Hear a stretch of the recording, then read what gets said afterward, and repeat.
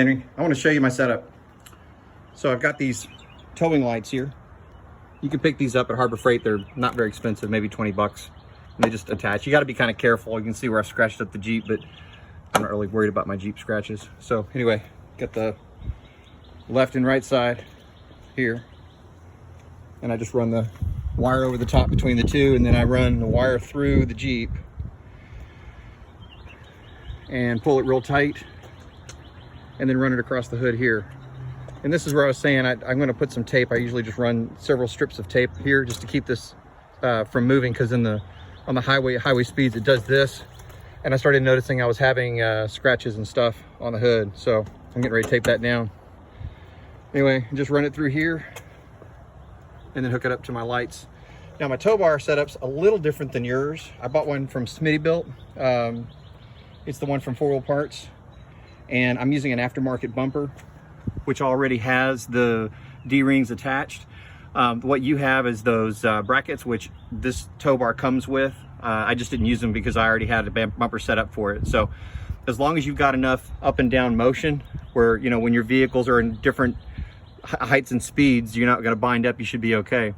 And then I got just some chain, regular old chain, and I got a little screw shackle here, and I attached them to this tow guy gave me a whole bunch of these. They all came together, but basically all you really need is a T-hook, and that's what this looks like. It's a T-hook, and the weight of the chain, you slide it in at this angle right here and turn it, and the weight of the chain will hold it in place. That way, if for some reason this uncouples from the Jeep, you're still connected.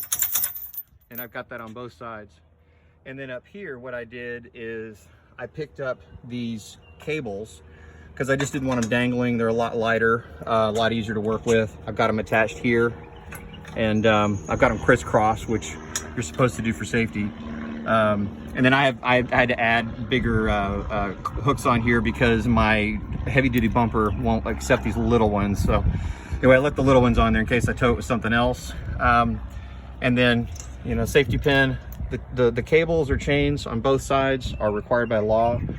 This safety pin is just extra security. It's not required, but I always use it on my travel trailers or anything I tow. That way, this can't lift up accidentally if you hit a big bump or something, which is, you know, trailers are known to do. Then, so that's my setup. That's how I'm hooked up here. And then what I'm going to do so that I can tow, get in my Jeep, put the gear selector and get the gear shift in neutral. Then mine, I think yours is the same. You just pull up, except on mine, I'll pull it twice to get into neutral, right? So that way, the transfer case should be in neutral and should allow you to tow. So what I do to test it is I'm going to go ahead and start it. I'm going to put it in second gear. I'm going to let off my emergency brake so the truck takes all the load, and then slowly let off on the clutch to make sure. Yeah, so I'm in second gear. So that means my transfer case is in neutral, and I can just pull out of here and go. So that's my setup, man. Good luck.